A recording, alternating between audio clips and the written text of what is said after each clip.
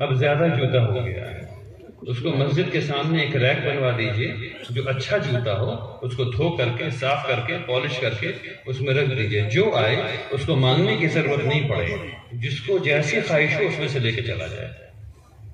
ٹھیک ہے، یہ کام آپ لوگ کپڑے کے ساتھ کر سکتے ہیں۔ آپ کے پاس کپڑا ایک جوڑی زیادہ ہے، کسی اور کے پاس نہیں ہے۔ ٹھنڈک میں آپ کے پاس سویٹر ایک زیادہ ہے، کسی اور کے پاس نہیں ہے۔ آپ اس سویٹر کو دھلوا کر کے، آئرن کروا کر کے اس کے ریک میں رکھ دیجئے، جس کی خواہش ہو وہ آ کے دیکھتے لے جائے۔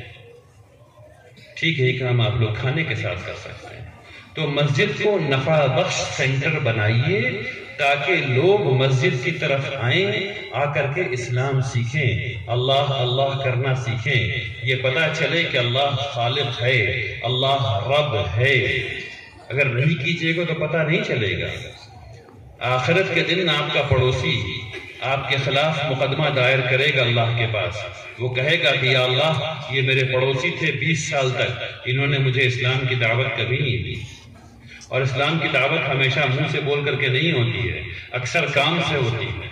یہ سب وہ کام ہے جب کیجیے گا تب پڑوسی کا دل نرم پڑے گا، تب اس کو سمجھ میں آئے گا نہیں یہ بڑے اچھے لوگ ہیں، یہ پورے معاشرے کا خیال رکھتے ہیں۔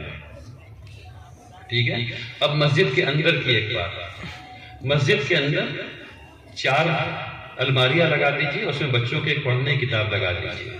مسجد میں اگر آپ کے بچے نہیں جا رہے ہیں اور مسجد میں اگر آپ کے بچے شور نہیں مچا رہے ہیں تو وہ مسجد بہت جلدی ویران ہونے والی ہے۔ اس بات کو سمجھ لیجیے اور خوب سمجھ لیجیے، جس مسجد میں نماز ہو رہی ہو اور پیچھے 5 سال کے اور 4 سال کے چھوٹے بچے ہلہ ہنگامہ نہیں کر رہے ہوں، وہ مسجد بہت جلدی ویران ہونے والی ہے۔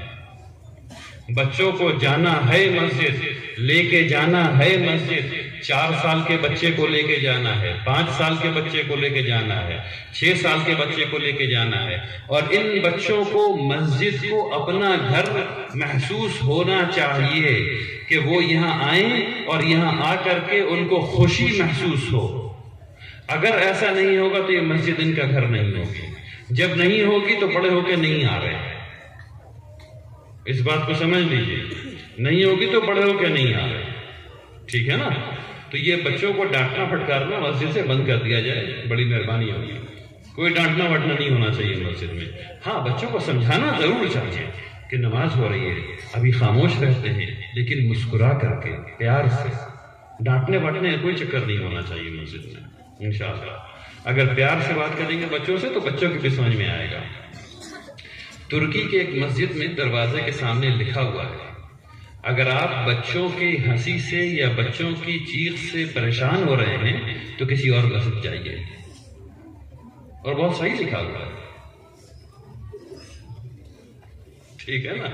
بہت صحیح لکھا ہوا ہے، لیکن اس کا یہ مطلب یہ نہیں کہ بچوں کو خردنگی کرنے کے لیے چھوڑ دیا جائے، ٹھیک ہے نا؟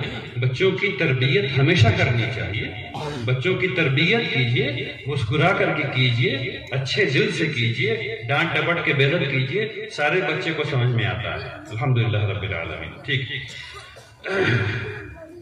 آئیے ہم سب لوگ، اچھا میرے جانے کے بعد یہاں ابھی مجمع رہے گا انشاءاللہ، اور بھی لوگوں کی تقریریں ہونی ہیں، آپ لوگ کو اس کو بیٹھ کر کے سننا ہے انشاءاللہ، اور اس مسجد کی تعمیر میں پوری معاونت کرنی ہے، پورا سپورٹ کرنا ہے۔